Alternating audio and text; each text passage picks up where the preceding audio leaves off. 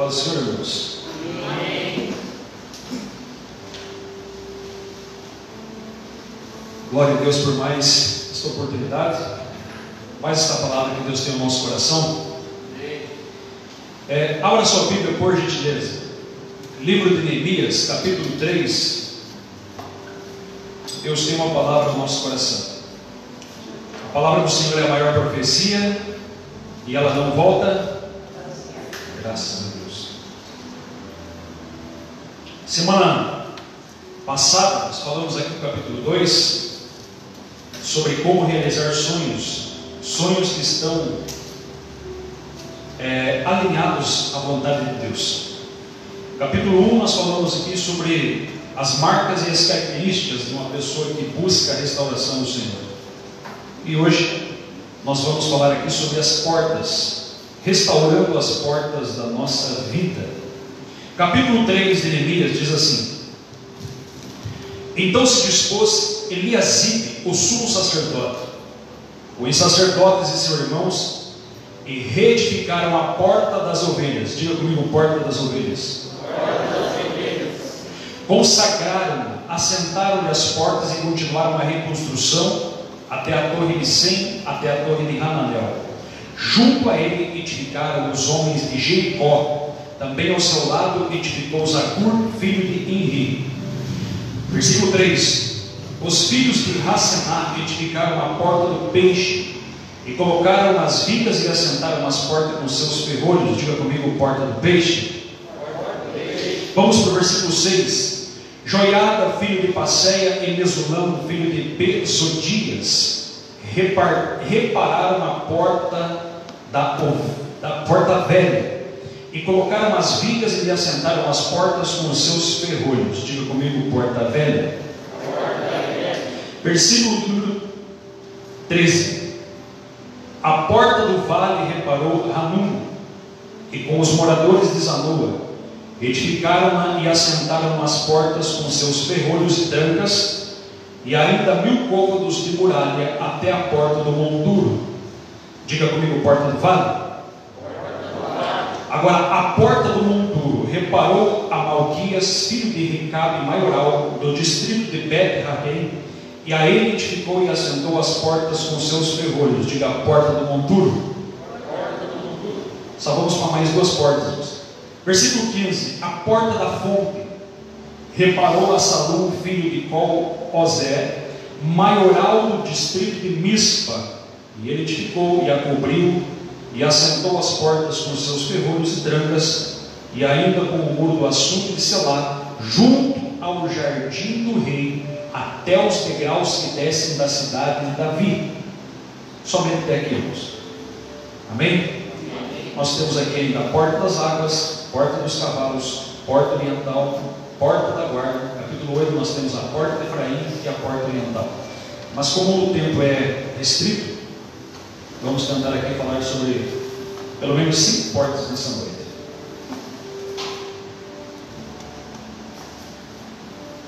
A palavra de Deus é perfeita, irmãos.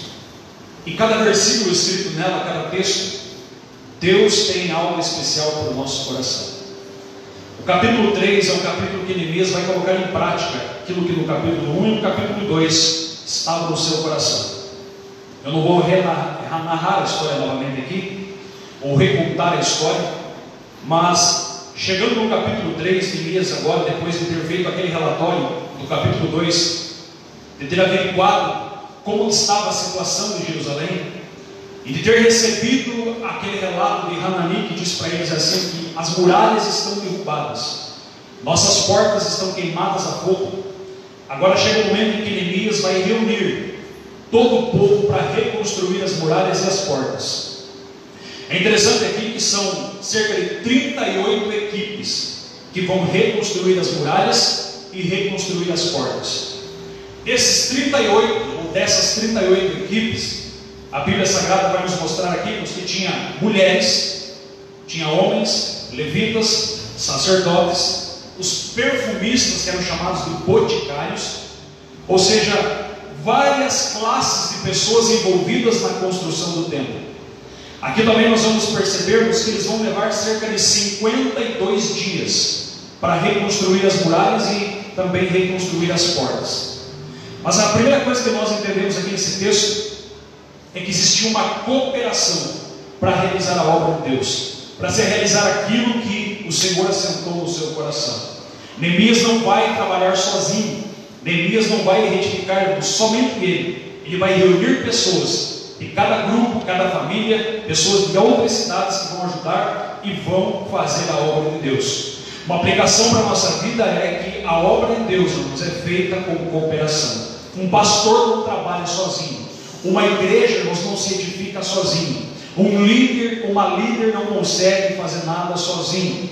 Se uma igreja como esta, a Palmeirinha que estamos nessa noite, não fosse você aqui trabalhando, se não fosse você como o corpo de Cristo orando, se não fosse cada um de nós fazendo um pouquinho como membros desse corpo, esta obra estaria afadada ao fracasso. Mas a obra do Senhor não para, a obra do Senhor, irmãos, ela continua, porque sempre haverá um remanescente fiel que deseja colocar a mão na massa e trabalhar na obra do Senhor. O texto também vai nos mostrar aqui que a edificação dos muros e das portas, elas vão começar pela frente da casa de cada pessoa. Existiam homens de outras cidades, existiam homens de outros lugares, mas Neemias coloca cada grupo na frente da sua casa. Exemplo, era como se nós fôssemos edificar o muro da igreja da Palmeirinha, e de repente, para que você não viesse sair lá de Uvaranas, para que o irmão não viesse sair lá do outro lado da cidade, ele morava, ou seja, Neemias pegou um irmão que morava próximo ao muro, ou seja, na frente de cada porta. Isso então foi uma estratégia que fortaleceu, uma estratégia que deu certo. Por quê? Porque também, além disso, essas pessoas que estavam trabalhando na frente das suas casas, elas também estavam ali fazendo a guarda, protegendo, cuidando da obra do Senhor. Porque a obra do Senhor, irmãos, ela precisa ser feita, precisa ser trabalhada. Mas além de trabalhar na obra do Senhor, você também precisa estar vigiando.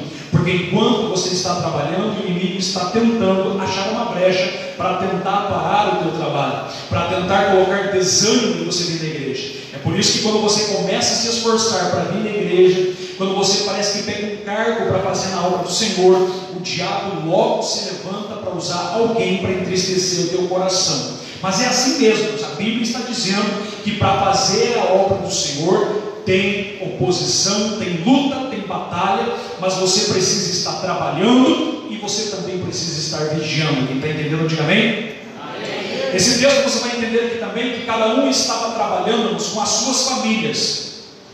Isso mostra que a obra de Deus, irmãos, ela é feita por famílias. Você não vai notar no capítulo 3 pessoas que estão trabalhando aqui sozinhas.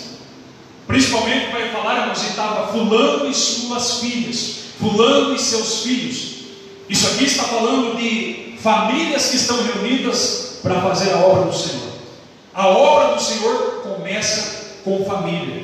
Essa igreja cresce, essa igreja cresceu, essa igreja eu creio que vai prosperar, é com famílias que se unem para trabalhar com o Senhor. É a minha família, é a tua família, são as nossas famílias que fazem a obra de Deus. Quem crê nisso, diga amém? Amém. Significa também que se a obra está sendo edificada na frente da casa, a obra de Deus começa pela nossa casa. Porque não tem como nós edificar muros sem primeiro nós cuidar da nossa casa. Não tem como nós fazer algo para o Senhor se a nossa casa está também derribada, está destruída. Nós precisamos atentar para isso e que primeiro edificar a nossa casa, a nossa família precisa estar bem com Deus. Quem crê nisso, diga amém. Amém. Agora o texto do capítulo 3 vai dizer aqui, irmãos, que se dispôs Eliasabe, outra versão diz que Eliasibe, a edificar a primeira porta, a porta das ovelhas. A porta das ovelhas era uma das portas mais importantes. Jerusalém, irmãos, era uma cidade cercada por muralhas, você sabe disso. E dentre todas essas muralhas, para quem não sabe, não conhece a geografia bíblica, Jerusalém, irmãos, ela tem mais ou menos o formato de um pé. Se você pegar um pé com os dedos lá em cima, o calcanhar embaixo, ou seja, Jerusalém tem mais ou menos esse formato. E ela é cercada de muralhas e com 12 portas. Cada porta tinha uma função. Cada porta tinha uma particularidades com Deus e um segredo que carregaram. A primeira porta é uma das portas mais importantes, que é chamada Porta das Ovelhas. E quem vai se responsabilizar pela Porta das Ovelhas é um sacerdote chamado Eliasib. E Eliasib significa restaurador. Aqui já tem uma mensagem grande só no nome desse homem: restaurador. Ou seja, a nossa família, eu creio em nome de Jesus, irmãos, que será restaurada. A igreja da Palmeirinha será restaurada.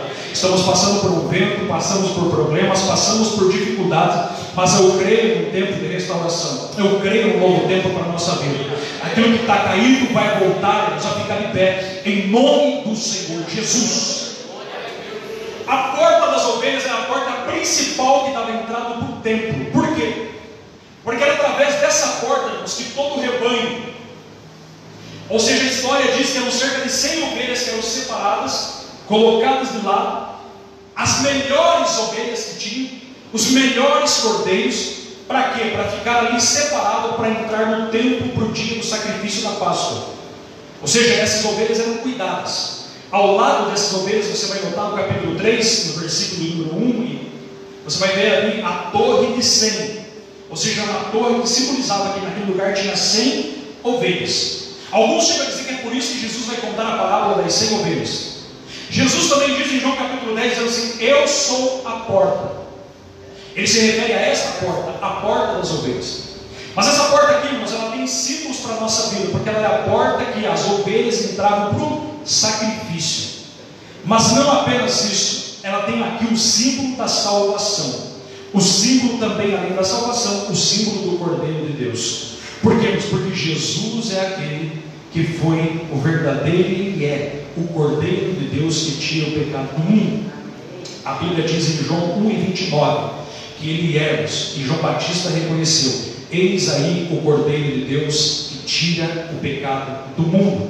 Apocalipse 22:14: bem-aventurados aqueles que lavam suas vestiduras no sangue do Cordeiro. Não foi com ouro e não foi com prata, mas foi com o sangue incontaminado de um Cordeiro que nós fomos salvos e fomos livres do pecado. Quantos creem nisso? Digam amém. Ou seja, restaurar a porta das ovelhas significa restaurar a porta da salvação na nossa vida. É deixar que o Cordeiro de Deus nos entre na nossa vida e o sacrifício de Cristo seja reconhecido.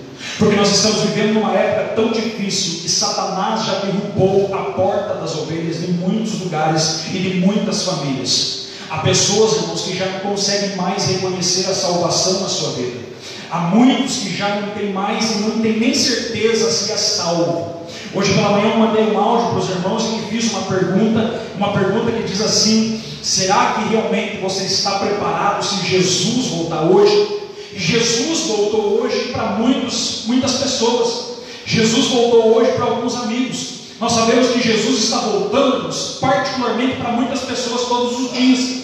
Mas o importante não é que Jesus venha, o importante é que nós precisamos estar com a porta da salvação restaurada. Precisamos estar lavados no sangue do Cordeiro, porque é o sangue de Jesus que nos purifica de todo o pecado.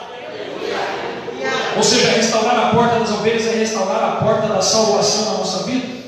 Não apenas isso, restaurar a porta da salvação, porque a Bíblia diz que a porta das ovelhas foi a única que foi consagrada. Está no versículo 1. A porta das ovelhas consagrada. A palavra consagrar, nós falamos muito em consagração. Consagração significa dedicação. Eu não sei se você já leu na Bíblia, mas no Antigo Testamento, ou você dedicava algo para Deus, aquilo que não era para Deus era do diabo. É assim que funciona. Ou seja, na nossa vida, nós precisamos também dedicar para Deus. Se, por exemplo, eu comprar um violão como esse aqui, esse violão precisa ser dedicado ou consagrado para Deus. Isso significa que esse violão só pode tocar música para Deus. Se ele foi consagrado para Deus, ele serve a Deus. Automaticamente, se você disse assim: esse carro aqui que eu comprei é para Deus, significa que o teu carro você tem que usar exclusivamente para a obra de Deus. Se você é consagrado para o ministério, você fala assim: esse obreiro, esse irmão, essa irmã está sendo consagrado a diácono, presbítero, pastor, significa que a tua vida a partir daquele momento é exclusivamente dedicada a Deus. Você vai ver que Abraão, irmãos, quando ele sai de Ur dos Caldeus, ele vai passando em todos os lugares, e a Bíblia diz que ele vai edificando altares, ou seja, cada lugar que ele chega e edifica um altar, ele está consagrando. E o único lugar que Abraão passa e não faz um altar é no Egito. E foi justamente, irmãos, no Egito que Deus dá uma profecia para Abraão, dizendo assim, que no Egito tua descendência será escrava. Ou seja, é justamente no lugar que nós não consagramos que o inimigo vai prevalecer. É aquilo que nós não oferecemos para Deus que o inimigo vai tentar pegar para ele. Então consagre-nos em nome de Jesus Cristo a tua vida para Deus. Consagre o teu casamento para Deus. Consagre o ministério para Deus. Consagre o teu louvor para Deus. Consagre a tua voz para louvar a Deus. Consagre-nos a tua vida para o Senhor. Consagre os teus filhos para Deus. Porque aquilo que não é consagrado para Deus, Satanás está dizendo assim, eu vou tomar posse para mim. Mas quando você consagra para Deus, você está dizendo assim, isso aqui você não toca, isso aqui você não pega, porque isso aqui pertence ao Senhor Jesus. Glória a Deus. Restaurar a porta das ovelhas, irmãos, também é restaurar a porta da mortificação da carne. Porque o texto é claro em dizer aqui que era a porta das ovelhas que os cordeiros passavam. E Paulo diz em Romanos 8:36, somos levados ao matadouro todos os dias. O que Paulo está dizendo? Paulo está dizendo que todos os dias nós temos que morrermos, temos que se sacrificar pelo Senhor Jesus. Porque todos os dias você levanta pela manhã, existe uma natureza dentro de você chamada natureza carnal, que quer sobreviver, que quer ditar as regras na tua vida, que quer muitas vezes se parecer um velho homem, aquela velha pessoa. Vem aqueles pensamentos maus, vem aquelas lembranças do passado, vem aqueles desejos impuros. E o que você tem que fazer? É mortificar a carne.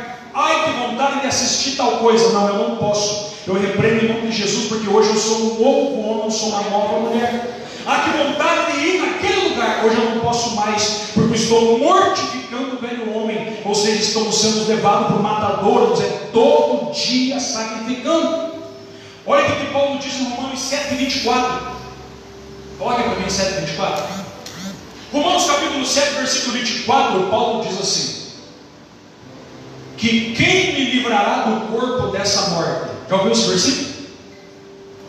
Esse versículo parece estranho, parece esquisito de se entender. Quem me livrará do corpo dessa morte? Olha lá, miserável homem que sou, quem me livrará do corpo dessa morte?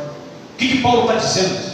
Paulo está falando da sua natureza carnal, ou seja, aquilo que ele queria fazer, ele não fazia, e o que era para ele fazer, ele acabava não fazendo. Só que essa expressão aí, irmãos, quem me livrar do corpo dessa morte, quem está entendendo, diga amém? Amém. Vem de uma tradição romana antiga, que quando uma pessoa assassinava alguém, eles pegavam o corpo da pessoa que o fulano assassinou, o cadáver, e amarravam as mãos com mãos, rosto com rosto e pé com pé. Ou seja, você ficava amarrado ao cadáver, e aquela pessoa era condenada a ficar dentro de uma cela, muitas vezes, até o corpo daquela pessoa que ele matou entrar no estado de putrefação, se desintegrar, ou seja, apodrecer literalmente. A história diz que alguns chegavam a morrer por causa das bactérias que entravam no seu corpo. O que Paulo está expressando, dizendo que as pessoas que liam naquele momento estavam entendendo? É que Paulo carregava todo dia o cadáver dele mesmo, o velho homem, todo dia, onde ia. Aí se compreende aquela palavra que Davi disse assim: o meu pecado está sempre diante de mim. Porque todos os dias, o teu velho homem parece que está acusando você do teu passado, ou está te chamando para aquela velha vida que você tinha.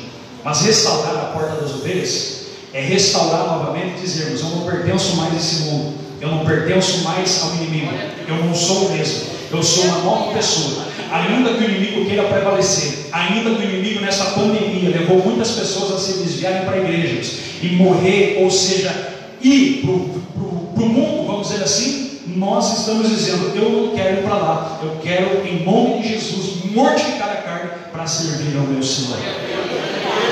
Glória a Deus. A Bíblia Sagrada vai falar da segunda porta, chamada porta do peixe. Está aqui em Neemias capítulo 3, versículo 3. Os filhos de Hassená edificaram a porta do peixe. E o que significa a porta do peixe? Neemias capítulo 3, versículo 3, se quiser colocar ali. A porta do peixe, irmãos, é a porta em que toda a pescaria, todo o comércio de peixes que se pescava, era trazido ali e entrava por aquela porta. Ou seja, era alimento para os trabalhadores. Era uma espécie de peixaria de mercado. Quem foi na praia aí, vai naquelas peixarias, era mais ou menos naquele estilo, naquele jeito. Ou seja, havia uma peixaria. Por isso era chamada a porta do peixe. E restaurar a porta do peixe, você já sabe o que significa. Porque peixe, na palavra grega, significa ictus. E essa palavra, não sei se já viu ictus escrito em alguns carros, e tem o símbolo do peixe. Essa palavra significa assim, as suas iniciais: Jesus Cristo, o nosso Salvador.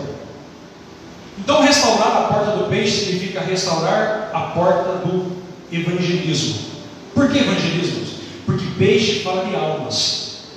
A Bíblia diz lá em Marcos 1,17, dizendo assim: e Jesus falou para Pedro: você não será mais pescador de peixe, mas você será pescador de homens. Porque aqui, irmãos, Jesus está mostrando que no reino de Deus os peixes simbolizam as almas. Olha o que a Bíblia Sagrada diz lá em Mateus capítulo 13, como esse texto. Mateus capítulo 13, versículo 47. Se alguém quiser achar aí comigo, por gentileza, Mateus 13 e 47. O reino dos céus ainda é semelhante a uma rede que, lançada ao mar, recolhe peixes de toda espécie. Preste atenção. No evangelismo, quando se ganha almas, vem peixe de toda espécie. Significa que dentro da igreja tem almas de todo tipo, tem pessoas de tudo que é jeito. Mas o texto continua dizendo assim: quando está cheia, os pescadores arrastam na praia e, assentado, escolhem os bons para os cestos e os ruins deitam fora. Assim será na consumação dos séculos. Sairão os anjos e separarão os maus dos bons. Significa, irmãos, que nós fomos pescados pelo Senhor Jesus, amém? Nós estamos aqui. Pastor, mas por que nós estamos aqui? Nós estamos na rede, e estamos sendo lapidados. Ou seja, é todo dia sendo lapidado. Mas no final de tudo, vai chegar o momento que o Senhor vai separar aquele que é bom daquele que é ruim. E muitas vezes nós ficamos julgando, dizendo assim: porque fulano não presta, porque fulano é assim, porque o fulano é desse jeito. Mas deixa com o Senhor. Cada um dará conta para Deus de si mesmo. Ou seja, deixa ele lá daquele jeito. Deus vai trabalhar na vida dele. Se importa, cuida da tua vida, cuida da tua alma, cuida da tua salvação em nome do Senhor Jesus Cristo. Ou seja, a nossa função é ir e resgatar a obra da regeneração. Quem faz é o Espírito Santo. Eu lembro que quando eu estava no Jardim Atlântico, nós íamos e ganhávamos almas de bastante pessoas para Jesus. E a Igreja Assembleia de Deus, irmãos, tem a sua, vamos dizer, entre aspas, ou a seus usos e costumes. Eu ia falar doutrina, mas doutrina é a palavra. Tem os seus usos e costumes. E eu lembro que fiquei um pouco receoso da maneira como que as pessoas vinham. Porque quando chegava na igreja, talvez nós tínhamos medo, até com a minha esposa, de que as outras pessoas fossem lá, apontassem o dedo e falavam assim: você não está no padrão nosso aqui.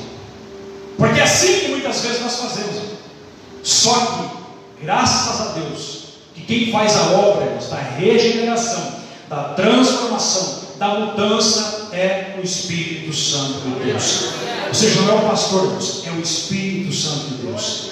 Restaurar a porta do peixe significa restaurar a porta do evangelismo e voltar a buscar, a pescar, a ganhar almas que estão lá fora. E nós precisamos fazer isso porque a igreja evangélica, mas eu digo ela de um modo geral, começando pela nossa, muitas das vezes nós vamos para a igreja e não nos importamos de convidar pessoas. Antigamente, você sabe disso, algum tempo atrás, as pessoas evangelizavam comigo: você pode ir na igreja comigo? E como será que está a porta do evangelismo na nossa vida? A palavra pregar, ela vem de uma língua chamada, ou melhor, da língua grega, querigma, que quer dizer anunciar. Quando o pregador, a função dele era que quando o rei estava chegando na cidade, O pregador, o arauto, ele saía à frente do rei, ou seja, a função dele era ir na frente. O rei estava vindo lá atrás, com a carruagem, ou seja, com os seus carros, com todos os seus súditos, ele estava chegando na cidade, e a função do arauto era ir na frente, gritando assim: olha aí, o rei está chegando, se prepare, arrume a estrada, limpe o caminho que o rei está chegando. Quando Jesus diz para ir e pregai, ele está falando: eu sou o rei, um dia eu vou voltar. Vocês são os embaixadores, vocês são os atalaias, vocês são aqueles que devem ir na frente dizendo: se preparem, porque em breve eu vou voltar. Então restaurar a porta do evangelismo não vai dizer, é voltar a pregar novamente, dizer que Jesus vai voltar. Pastor, mas não acredito, mas Jesus vai voltar. Pastor, mas não ouvo, mas pregue que Jesus vai voltar.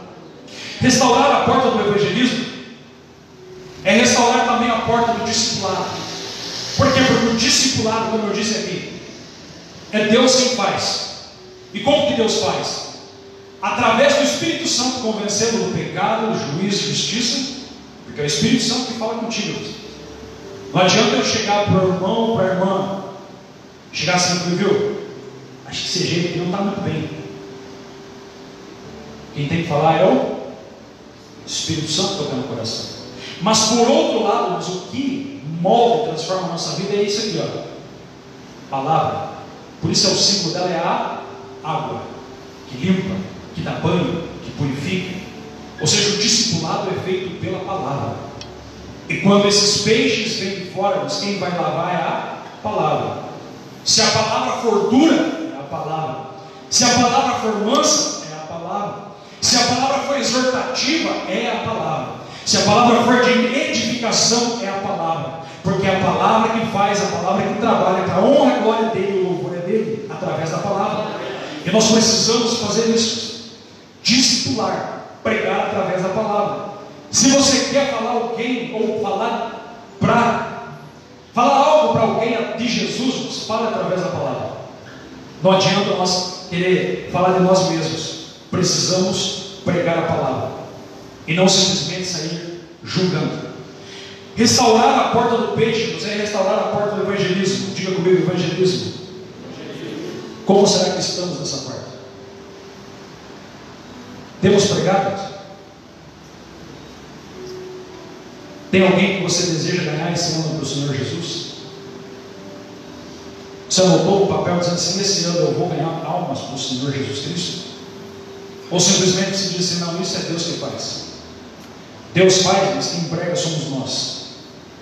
Nós somos o corpo de Cristo na terra. Nós somos os seus atalaias. Por isso ele diz assim na sua palavra, Romanos capítulo 10, 17, que a fé vem pelo ouvir e ouvir da palavra. Mas como ouvirão se não há quem? Como que nós queremos que as pessoas, às vezes nós olhamos alguém assim, piercing, tatuagem, cabelo tudo colorido, igual eu andava lá, cabelo verde. Já aconteceu isso comigo, eu passasse no celular olhando, passava olhando e dizia assim: esse daqui, ó, está com o pé no inferno.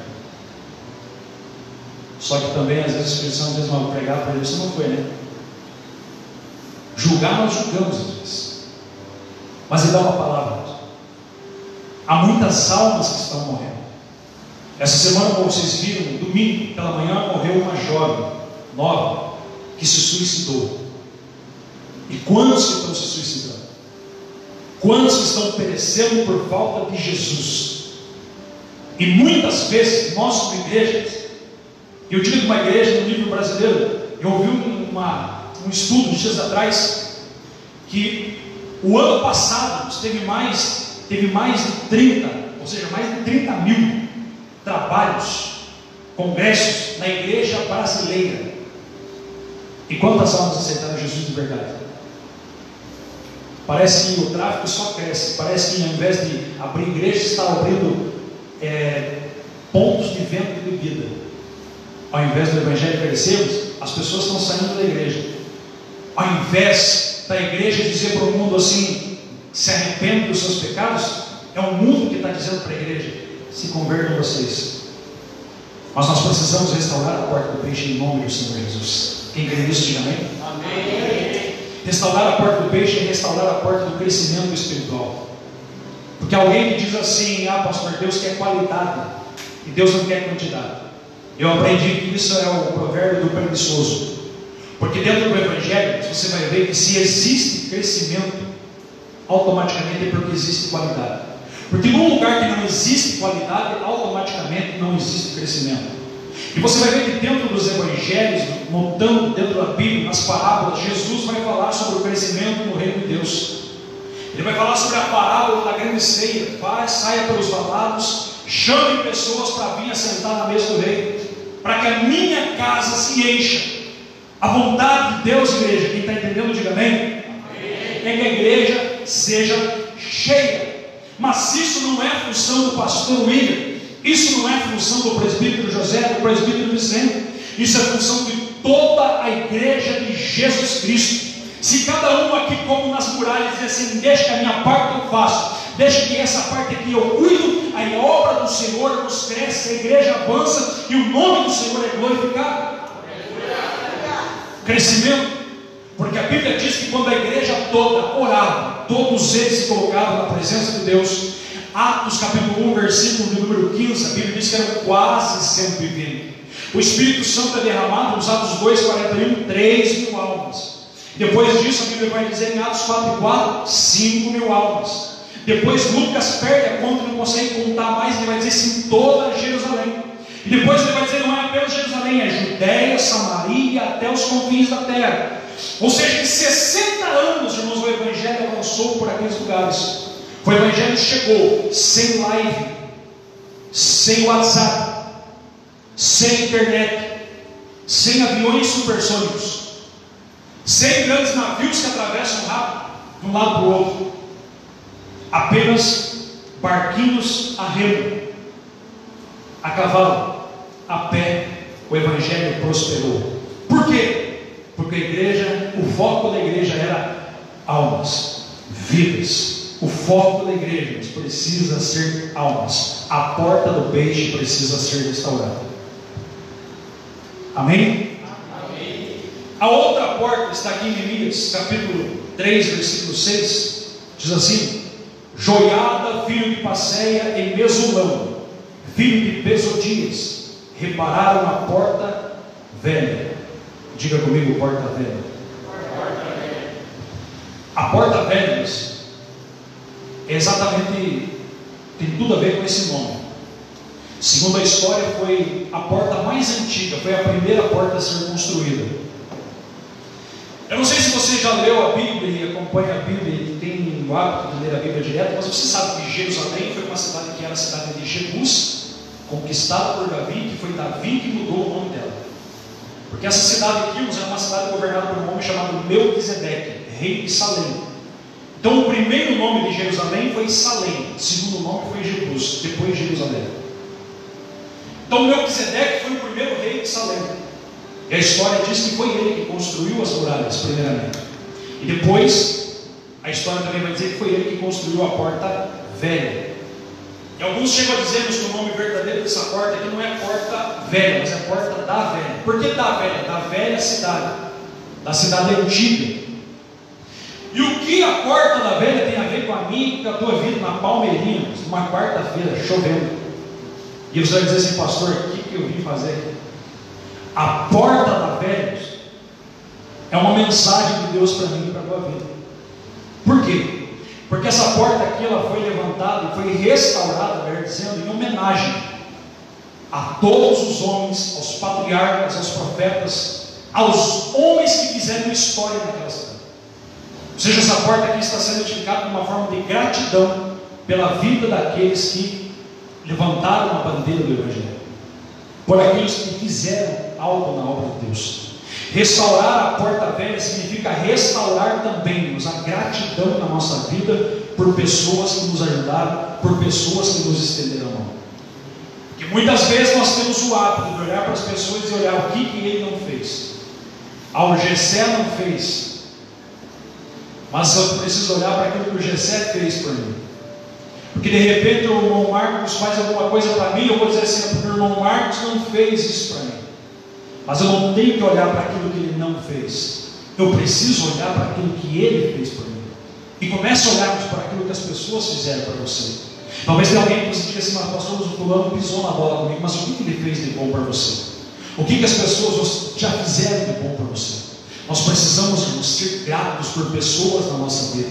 Precisamos ter gratidão principalmente por pessoas na igreja que nos ajudaram no dia. Mas não somente isso, a gratidão aqui não é somente de pessoas, mas a gratidão também é aquele que é dono de todas as coisas, a Jesus na nossa vida.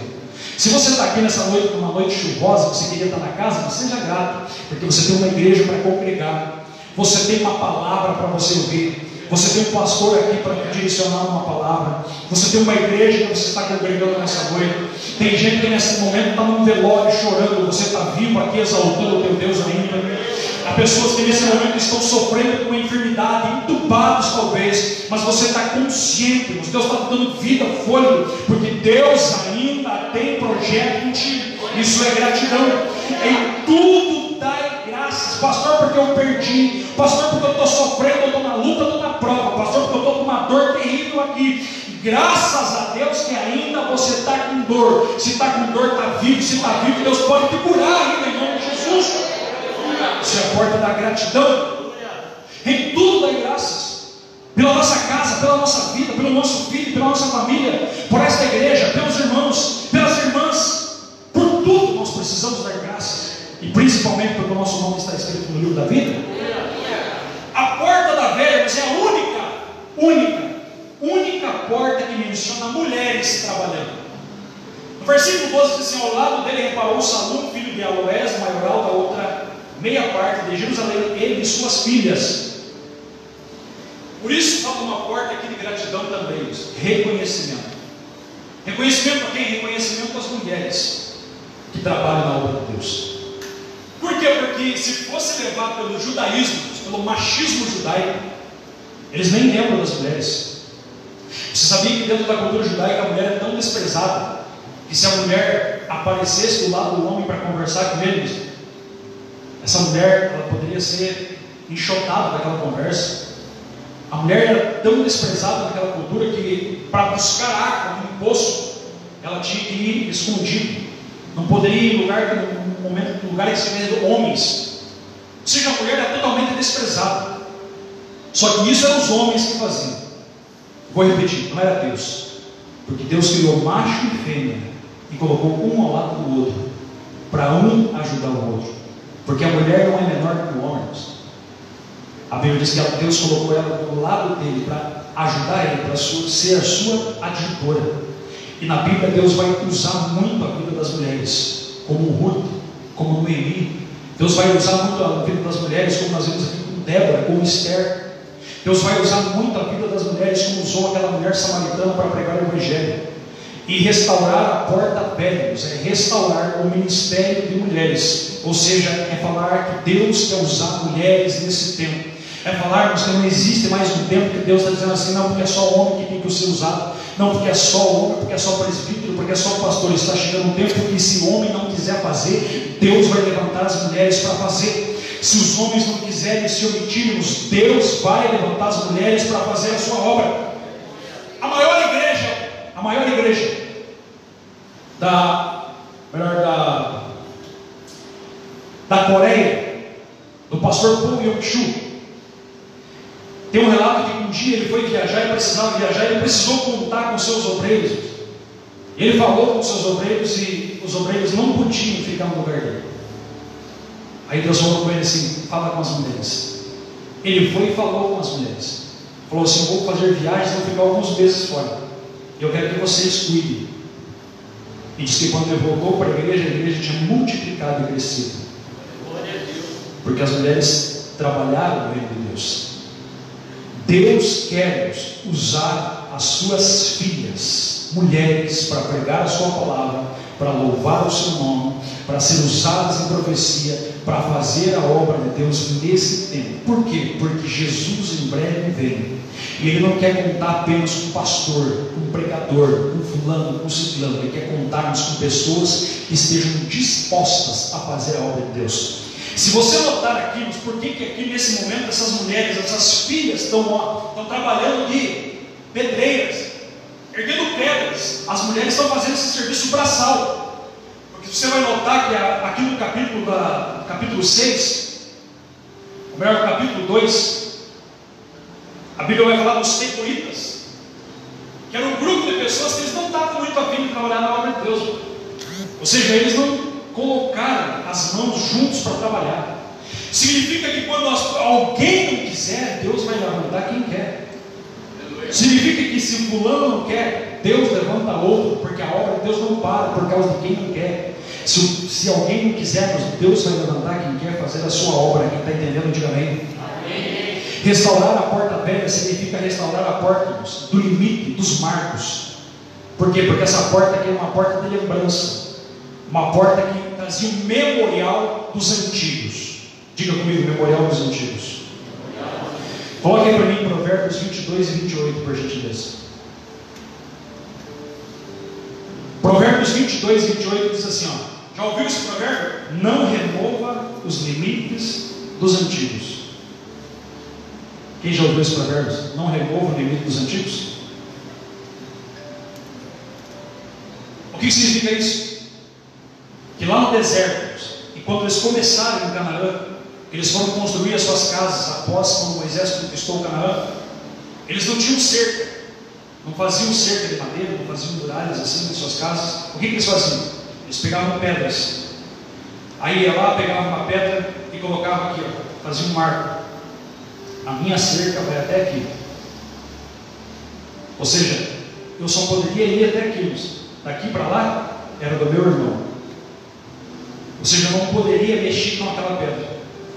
Só que tinha alguns espertinhos que de noite, quando o vizinho dele estava dormindo, ia lá, pegava a pedra e mexia um centímetro para ganhar terreno, ganhar espaço do outro.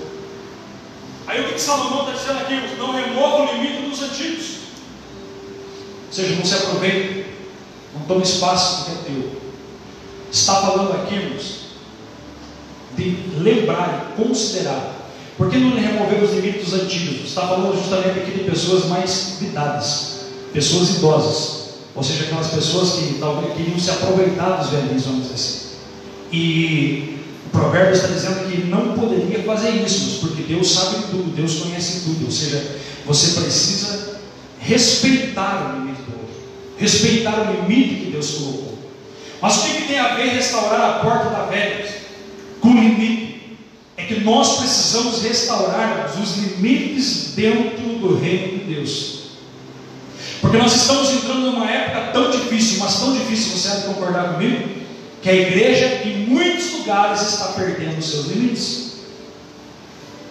Antigamente, você sabe disso, seus irmãos mais antigos que sabem, se um obreiro andasse,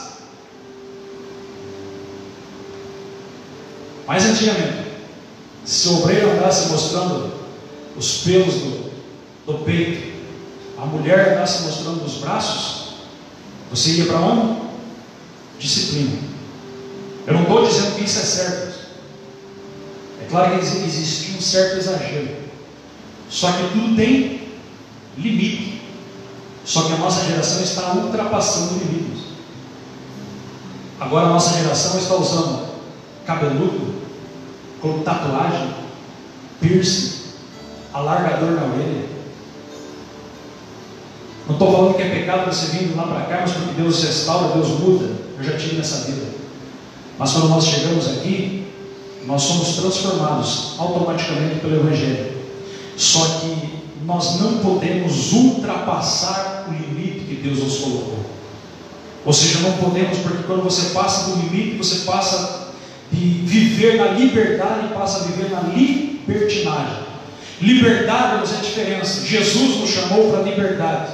Jesus nos chamou para ser liberto. Você foi liberto das drogas, você foi liberto do vício, você foi liberto da idolatria, liberto da mentira, liberto daquele mundo que nós vivíamos. Só que agora nós somos libertos e não podemos entrar na libertinagem. O que é libertinagem? Mas é passar do limite que Deus colocou. Tem crente nos enchendo a cara de cerveja, tem crente tomando vinho, tem outros se enchendo de tatuagem. E ainda discuto com você dizendo que é normal, que não está na Bíblia. E tem outros que usam até os textos bíblicos, dizendo assim, que na coxa de Cristo está escrito Rei dos Reis e Senhor dos Senhores. Misericórdia de Jesus. Fizeram até uma tatuagem de Jesus. Mas isso não tem nada a ver com o Evangelho. Ou seja, uma ultrapassagem dos limites totalmente. Cultos de jovens, que para agradar os jovens, vamos colocar aqui um estrondo, um jogo de luz, um jogo de fumaça, e de repente começa a tocarmos um batidão dentro da igreja, ultrapassando os limites. Rave gospel. Não se escandalize ao falarmos. Em Minas Gerais, eu vim falar tendo um hotel gospel. Ultrapassando os limites do Evangelho, os limites que Jesus impôs. Só que Paulo vai falar que tudo aquilo que nós passamos dos limites, passamos para a libertinagem, nós não somos mais livres, mas nós somos escravos. Então você não é escravo do pecado, você não é mais escravo do mundo, da idolatria, da imoralidade, da prostituição. Nós somos libertos em Cristo Jesus para a glória de Deus. Quem crê nisso, diga amém. Jesus nos libertou. A outra porta é a porta do vale. Versículo 3, Neemias capítulo 3. Quem está comigo, diga amém. Amém. Daqui a pouco você vai embora. Neemias capítulo 3, porta do vale. Versículo 13 diz assim: a porta do vale reparou Hanum e os moradores de Zanoa, e edificaram e assentaram as portas com seus ferrolhos e trancas, ainda a 1000 côvados da muralha até a porta do monturo, ou seja, 500 metros. Porta do vale. O que significa a porta do vale? Essa porta aqui é uma das portas mais interessantes. E o contexto da porta do vale com a porta do lixo é muito parecido, porque as duas portas elas saíam para o mesmo lugar, só que a porta do lixo saía para baixo, a porta do vale saía mais para a direita. Mas que vale é esse? A Bíblia está falando do vale de Rinom. Já ouviu falar do vale de Rinom? O vale de Rinom era um jardim do rei. Isso antes do cativeiro, antes de Nabucodonosor chegar e destruir as muralhas. Era um jardim onde o rei saía passear, ver as flores, contemplar a natureza. Mas veio Nabucodonosor e destruiu as muralhas e destruiu o jardim do rei. E o que era jardim do rei se tornou-nos um vale. Porque o povo de Israel que estava lá na cidade, eles foram todos transferidos e foram cativos para onde? Ajuda a pregarmos. Para onde? Fala mais alto. Babilônia. Estavam lá. Quem ficou na cidade? Algumas pessoas. Os mais miseráveis. Os pobres mesmo. E o que aconteceu? Veio outros povos, como os samaritanos e outras nações, e começaram a habitar ali. E esses outros povos tinham outras culturas, mas eles não adoravam o Deus de Israel. Eles adoravam Astarote, Milcom, eles adoravam Moloque. E uma das divindades mais adoradas nesse tempo aqui era Moloque, que era um Deus que se oferecia crianças em sacrifício para esse Deus. Já ouviu falar da palavra Moleque? A palavra Moleque, ela vem da palavra Moloque. É um Deus da antiguidade que se oferecia sacrifício para crianças. Era uma espécie de um homem com uma boca de peixe, que ficava sentado assim, aquela boca enorme, e dentro dele tinha azeite fervendo, fogo. E diz a história que pegavam as crianças e jogavam dentro da boca de Dagon, ou melhor, de Moloque, e jogando dentro da boca dele, os sacerdotes começavam a bater tambores. Para quê? Para que os pais que estavam lá não escutassem os choros e gritos das crianças pegando fogo. O rei Manassés fez isso com seus filhos, jogou seus filhos para queimar em sacrifício a Moloque. Então começaram a queimarmos no vale de Inom, começaram a erguer altares e altos, diz a Bíblia, está lá no livro de Isaías, no livro de Jeremias. Eles começaram a erguer, está lá em 2 Crônicas 7,14, se quiser colocar aí para mim, 2 Crônicas 7,14 também. E começaram a jogar as crianças ali. E veja bem, todo o lixo da cidade também saía para lá. Por isso que se confunde muito com a porta do lixo. Você já vai entender. Só que o vale de Inom, os cadáveres que morriam, principalmente aqueles que morriam apedrejados. Por exemplo, se um filho visse, enxergasse a mãe nua, morria apedrejado. Se alguém cometesse prostituição, adultério, morria apedrejado. Blasfemasse contra Deus, morria apedrejado. Tocasse em cadáver, morria apedrejado. Você sabe disso? Aí pegava aquela pessoa e jogava onde? No Vale do Rinom. A pessoa que não tinha família, não tinha dinheiro para sepultar o seu ente querido, o que eles faziam? Pegavam o cadáver e jogavam lá no Vale do Rinom. Então o Vale do Rinom é uma cena de filme de terror, porque lá está cheio de cadáver, lixo da cidade jogado, ainda por cima, altares que faziam e colocavam no fogo. Jesus se refere ao Vale do Rinom, ele chama de Geena, que quer dizer inferno. Por quê? Porque lá o bicho nunca morre e o fogo não cessa. Jesus faz uma referência ao Vale do Rinom como uma comparação com o inferno, porque lá no Vale do Rinom eles jogavam fogo, jogavam pessoas, e as pessoas ficavam lá, corpos pegando fogo, no meio daquela idolatria, daquele mal cheio, daquela imoralidade. 2 Crônicas 7,14 diz lá, ou melhor, não é 2 Crônicas 7,14, deixa eu ver aqui. Isso, 2 Crônicas 7,14 já leio. As pessoas iam para aquele vale e começavam corpos a entrar em estado de putrefação. Pessoas iam lá para oferecer sacrifícios. E restaurar a porta do vale significa algo muito interessante. É restaurar a porta da autoridade de Deus em nossa vida. Por quê?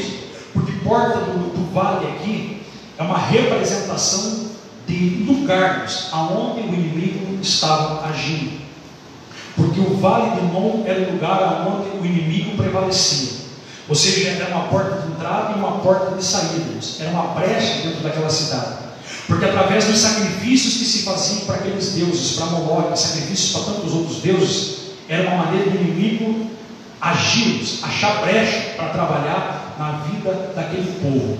Só que Jesus Cristo, no nosso caso, como igreja, Ele veio para nos libertar, Ele veio para trazer libertação, Ele veio para nos libertar das mãos do inimigo. Por isso a Bíblia diz aqui em Lucas capítulo 10, versículo 19, dizendo assim: eis que vos dou poder para pisar em serpentes, pisar em escorpiões, eis que vos dou poder e autoridade. Por quê? Porque quando o diabo, ele pegou Adão, no sentido de Adão pecou, automaticamente o diabo ganhou o campo, o diabo veio dominar essa terra e dominar esse mundo.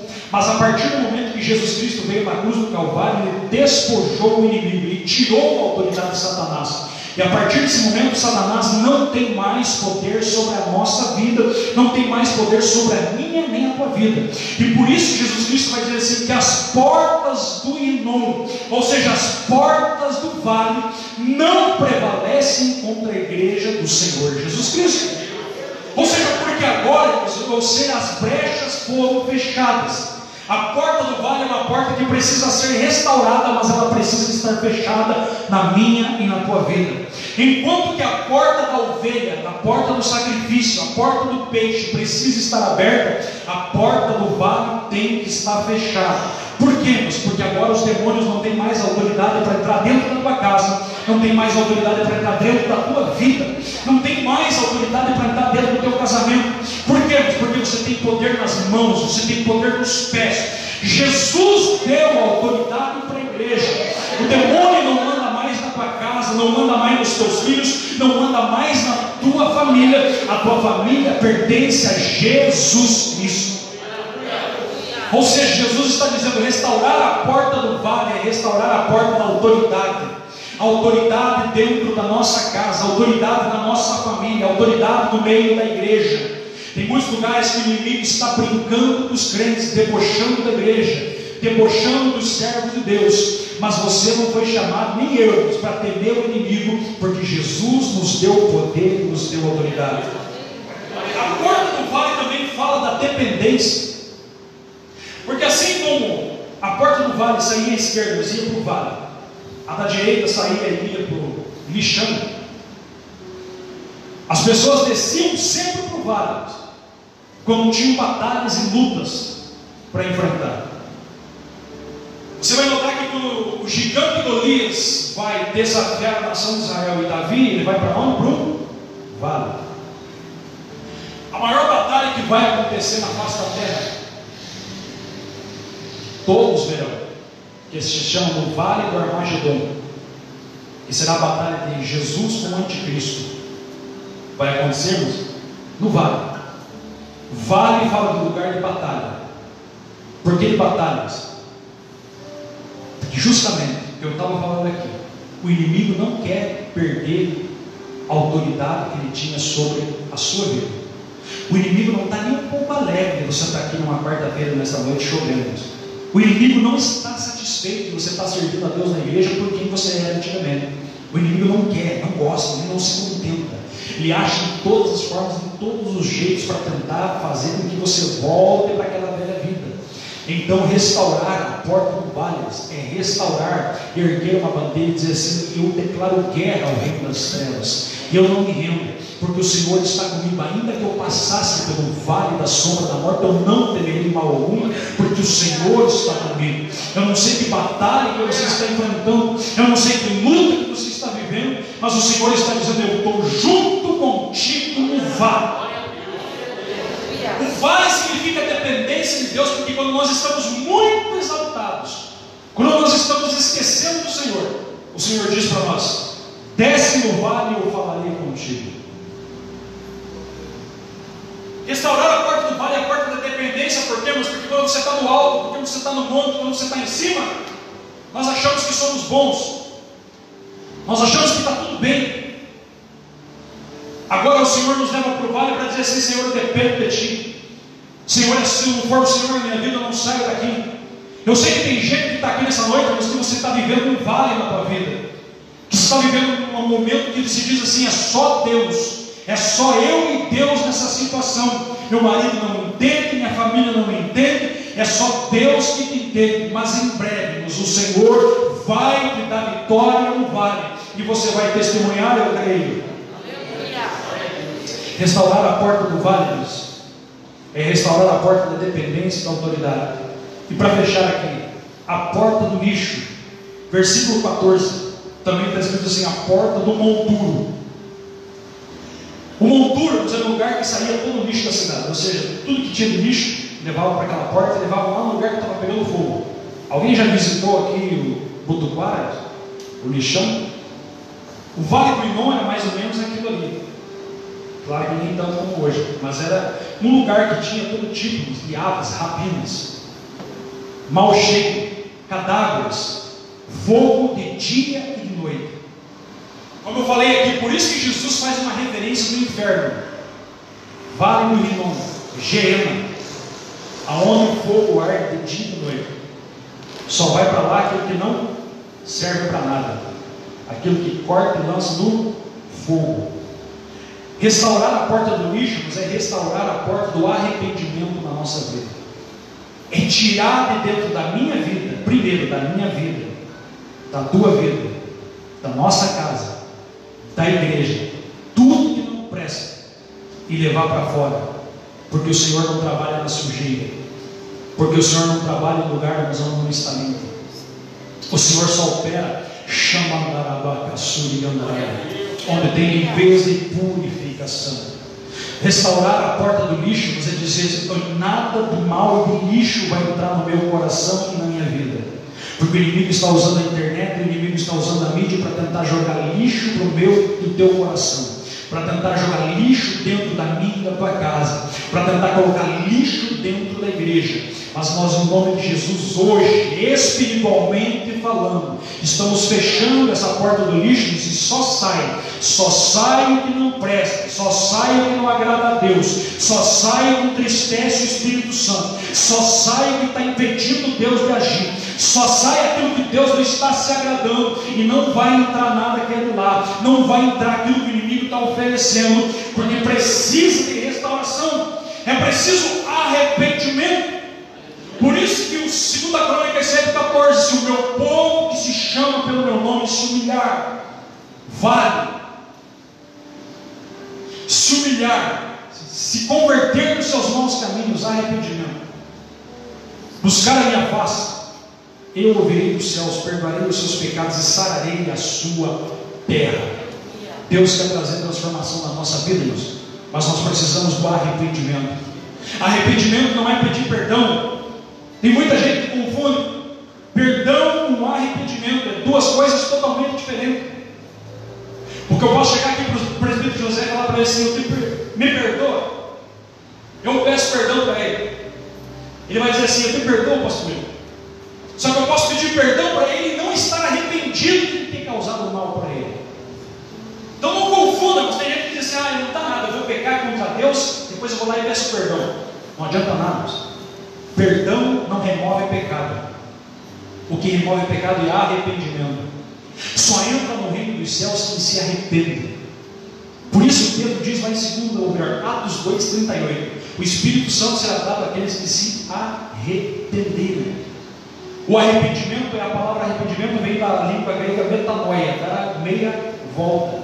Ou seja, é realmente mudar a situação, mudar o jeito, mudar a forma de pensar, de agir, e não fazer mais aquilo.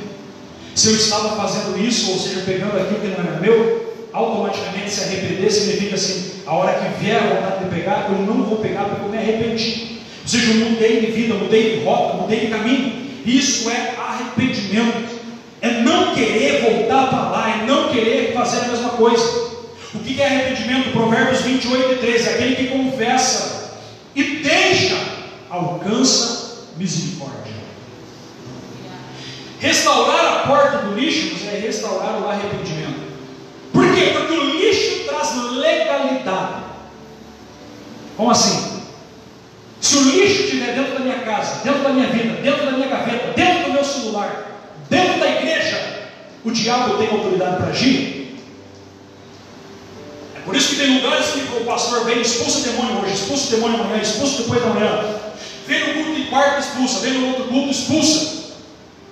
Por que tanto? Porque tem legalidade. O inimigo gosta das legalidades. O que pode ser uma legalidade? Uma falta de perdão, legalidade. Uma imagem de escultura dentro da casa, porque tem gente que se converte e guarda o terço que ganhou da avó, guarda a imagem da parecida que ganhou da bisavó, legalidade. Guarda o patuá do tempo que a bisavó e o tataravô era do centro de macumba, legalidade. Guarda os discos antigos, e fitas, e CDs, e pendrives das músicas de banda de rock, legalidade do diabo dentro da casa. Eu, quando me converti, eu peguei um maço de fita, CD, e joguei tudo no lixo. Camiseta de caveira, de banda de rock, tudo que é lixo, e joguei fora. Automaticamente eu estava dizendo: não estou dando mais legalidade para Satanás agir na minha vida. Restaurar a porta do lixo, você te dizer: Satanás, aqui você não tem mais poder, porque aqui quem manda é Jesus. Aleluia! Quem está entendendo? Diga amém? Amém. Restaurar essa porta é restaurar a porta da santidade, porque a Bíblia diz em Salmo 93, verso 5: a santidade convém à casa do Senhor. A igreja precisa disso, porque a Bíblia diz em Hebreus 12:15, o presbítero José bateu nessa tecla aqui na escola bíblica dominical. A Bíblia diz que sem paz e sem santificação, sem limpeza, ninguém verá o Senhor. Por quê? Porque Ele é o Espírito Santo. Automaticamente Ele é o Espírito limpo, o Espírito puro, o Espírito que não entra em sujeira, o Espírito que não comunga com coisa errada. Ou seja, para Ele entrar, tem que limpar a casa, tem que limpar a vida e remover aquilo que está errado, porque Ele entra e toma conta do lugar, Ele toma conta do recinto, Ele toma conta da nossa vida. Por isso que quando há uma legalidade, se tiver um grupo de jovens cantando e um deles tiver com legalidade, Deus está dizendo assim: eu não recebo louvor. Se tiver uma irmã do círculo de oração com legalidade na casa, na vida, no coração, seja onde for, Deus está dizendo: eu não recebo louvor. Se tiver um obreiro, seja no grupo de varões, seja no altar, seja na igreja, e não tiver removido o lixo da sua vida, é uma legalidade para o diabo não operar, porque o Espírito Santo não recebe louvor impuro, o Espírito Santo não age em lugar impuro. Primeiro é nós retiramos o lixo e o Senhor trabalha na nossa vida. Essa palavra parece forte, mas é uma palavra fiel e verdadeira para o nosso coração. O Senhor quer restaurar as portas da nossa vida. Quem crê nisso, diga amém. Se coloquem em pé em nome de Jesus. Glória a Deus. Restaurar as portas. A porta das ovelhas precisa estar aberta ou fechada? E a do peixe? E a porta velha? Você sabia que a porta velha, olha que interessante, você vai notar nos textos, leia Neemias capítulo 3, você vai ver, ela não tinha tranca. Por quê? Sempre fechada. Por quê? Porque era uma porta que só era para olhar para ela. Olhar, fazer o quê? Lembrar, gratidão, memória, referência. E a porta do vale? Fechada ou aberta? A porta do vale você podia abrir e voltar, mas a do lixo você só podia sair. Amém? Agora, para fechar, Deuteronômio capítulo 7, versículo 26, coloca para mim aí, por gentileza. Deuteronômio 7, 26, para concluir o que eu estou falando, porque nós estamos falando da porta do lixo. Eu já encerro a minha palavra, mas fique tranquilo. Guarde que a palavra está falando no seu coração. Vamos ler o que está escrito em Deuteronômio 7, 26. O que diz lá, irmãos? Não porás, pois, abominações na casa, para que não sejas amado, assim como ela, de todo a descasarás, e de todo a matarás, e amado é. Amém, irmãos? Está falando da legalidade. E para fechar aqui, encerrar, eu encerro essa palavra nessa noite. Salmo 101. Salmo 101. Eu amo esse salmo. Se você quiser guardar esse salmo, escrever ele, rabiscar ele, colocar na cabeceira da tua cama, faça isso. Salmo 101, verso 3. Verso 2. Atentarei sabiamente ao caminho da perfeição. Ó, quando virás ter comigo, está falando quando o Senhor vai entrar na minha vida, quando o Senhor vai entrar na minha casa, portas adentro em minha casa, quem está entendendo, diga amém? Amém. Terei coração sincero, não porei coisa injusta, o que diz o texto? Aborreço, vamos ler essa versão aqui, não porei coisa má diante dos meus olhos. Odeio a obra daqueles que se desviam e não se pegará a mim. Outro versículo 4. Versículo: um coração perverso se apartará de mim, não conhecerei o homem mau. Versículo 5. Aquele que murmura do seu próximo às escondidas eu destruirei, e aquele que tem olhar altivo e coração soberbo não suportarei. Amém, irmãos? Glória a Deus por essa palavra. Esse texto fala de andar com sinceridade na nossa casa. Glória a Deus. Quantos querem oração essa noite? Essa palavra foi uma palavra talvez um pouco difícil de ser ministrada, mas é uma palavra que cada porta dessa tem uma lição para a nossa vida. E eu creio que você não vai mais esquecer em nome de Jesus. Amém? Amém. Porta das ovelhas, porta do peixe, porta da velha, porta do vale e porta do lixo. Semana que vem nós continuamos. Sobe essas portas e passamos para frente. Vamos falar da porta da fonte, porta das águas, porta dos cavalos, porta da guarda e porta oriental, que é uma das principais portas que está lá até hoje fechadas e só vai abrir o dia que Ele vier. Glória a Deus. Glória a Deus. Querido Espírito Santo do Senhor, Deus Todo-Poderoso, está aqui a tua igreja, está aqui o teu povo, Espírito Santo. Senhor, nós tínhamos outros lugares para estar, Senhor, se assim fosse da vontade do nosso coração, mas teu povo escolheu estar aqui, Senhor. Eles escolheram estar na tua casa. Querido Deus, nós queremos agradar o Senhor, nós queremos te louvar, nós queremos te agradecer. Pai, no nome de Jesus Cristo, nos ajuda a ser fiel, nos ajuda a restaurar estas portas da nossa vida. Espírito Santo, a tua palavra não volta vazia, Pai. A tua palavra é profética ao Rei da Glória. Senhor, nós sabemos que cada porta dessa precisa ser restaurada na nossa casa, na nossa família, dentro da nossa igreja.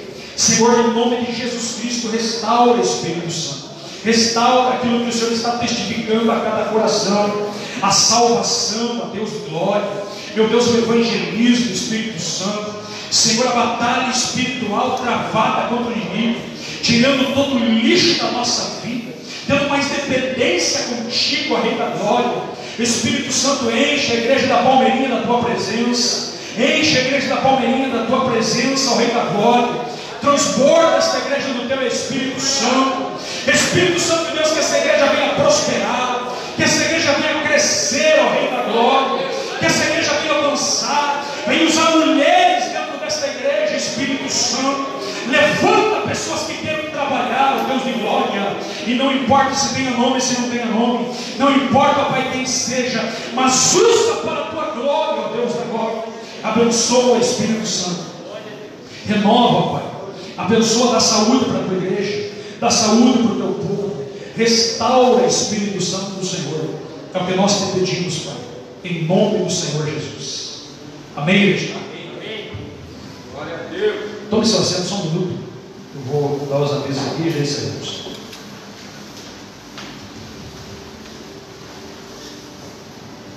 Glória a Deus. Irmãos, para quem não sabe, eu sei que todos sabem, nós fazemos uma live toda quinta-feira. Eu nem pensava em fazer live, mas quando veio a pandemia, comecei a fazer as lives. E vai acabar a pandemia, eu vou continuar fazendo essas lives. Porque tem sido bênção. Quem participa lá vem na manhã. Tem pessoas de vários lugares do país aí que participam dessas lives toda quinta-feira, 9 horas. É sempre nesse mesmo horário, 9 horas. Eu repeti, ou melhor, repetimos a primeira mensagem do capítulo 1. Senti no coração fazer isso nessa live da semana passada. E amanhã eu vou passar o capítulo 2 dessa live. Na semana que vem, se Deus permitir, se Jesus voltar, o capítulo 3 dessas portas aqui. Eu creio que só que não saiu igual, não pensa que saiu igual, porque a palavra dele é ele que faz do jeito que quer, e se Deus quiser mudar a palavra no meio, ele faz, porque a palavra é dele para a honra e glória dele. Só que saiu um pouco diferente, mas com certeza várias pessoas foram edificadas. Amém? Quem quiser assistir lá, irmãos, faça isso, se puder. Se não puder, nós entendemos. É um aviso aqui importante. Sábado, o culto de jovens estará pregando aqui um jovem usado por Deus. Agora eu não estou lembrado o nome do jovem que o Carlinhos estava convidando, não sei se o Pedro está sabendo. Sei que é o Jessé. É o Jessé, usado por Deus. Glória a Deus. Amém? Amém, irmãos? Amém. Deus está usando os nossos jovens aqui, os nossos irmãos aqui, irmãos. Deus tem usado grandemente. E eu creio que é uma obra de Deus. Deus está levantando aqui e vai levantar através daqui. Glória a Deus. Então Deus abençoe você. E domingo, Escola Bíblica Dominical, tem um assunto muito importante falando sobre os dons espirituais. Se você puder vir, venha. Dons espirituais. Um assunto interessante. Domingo à noite, culto da família. Será uma bênção, eu creio em nome de Jesus. Se coloque em pé. Quero pedir oração para os irmãos a favor da família do pastor Gidaldi, irmãos. Eu creio que vocês souberam, sabem? É quase que uma notícia terrível, né, que nós recebemos essa tarde. O pastor Gidaldi, muito amigo meu, amigo do pastor Arthur, já pregou aqui, perdi a conta de quantas vezes. Era cada campanha que nessas vezes nós chamávamos o pastor Gidaldi. Às vezes tinha até gente que ficava bravo comigo, o pastor Gidaldi de novo. Mas ele vinha direto aqui. E é um homem de Deus, eu falo sinceramente, não porque ele faleceu, porque geralmente as pessoas dizem que quando morre todo mundo é bom. Mas o pastor Gidaldi, eu conversei pessoalmente com ele, conversava direto. Ele é um homem que não se inconformava com o sistema.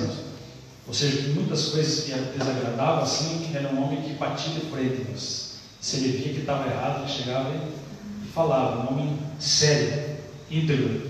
E muita oração mesmo. Eu tenho certeza que Deus permitiu que ele fosse justamente porque a Bíblia diz que Deus tem prazer na morte dos seus santos. Sinal de que ele estava realmente preparado. É o segundo pastor nosso aqui das Assembleias de Deus do Campo que nós perdemos aqui em Ponta Grossa. Pastor Vanderlei, com 43 anos, e o pastor Gidaldi agora com 61 anos. Tinha 61, mas estava com uma aparência mais novo. Mas vamos orar pela família dele, irmãos. Eu fui pregar em Taiacoca esses dias atrás, fui com ele na caminhonete, eu e o pastor Fábio e o pastor Gidaldi. Nós fomos conversando da palavra de Deus, conversando do Evangelho, E na volta ele me mostrou uma casa que ele construiu lá no Taiacoca. Pensa uma casa bonita, uma casa ampla, mobiliada, muito bonita. Ele não tinha nem usado a casa. Ele falou: ó, estou pensando em construir aqui e vou usufruir. Ele pensou isso, né? Mas ele nem sabia que Deus já tinha preparado outra casa para ele dar. E assim na nossa vida, nós temos planos, projetos, mas o mais importante é nós estar com a nossa vida firmada em Deus. Lembra aquela palavra que eu trouxe para os irmãos lá, que os irmãos recebem uma palavra pela manhã no celular? Cada um dará conta de si. Vamos cuidar da nossa vida, porque Jesus a qualquer momento pode voltar.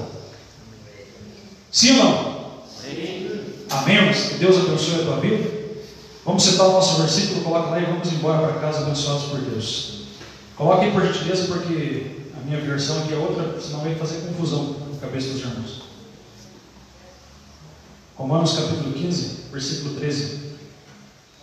Vamos lá, irmãos?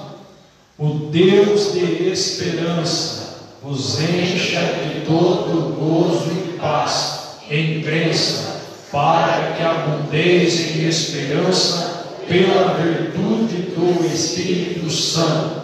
Romanos capítulo 15, versículo 13. Que a graça do nosso Senhor e Salvador Jesus Cristo, o amor de Deus Pai, comunhão e consolação do Espírito Santo esteja na vida de cada um de vocês. Todos dizem amém. Se Deus é por nós, ninguém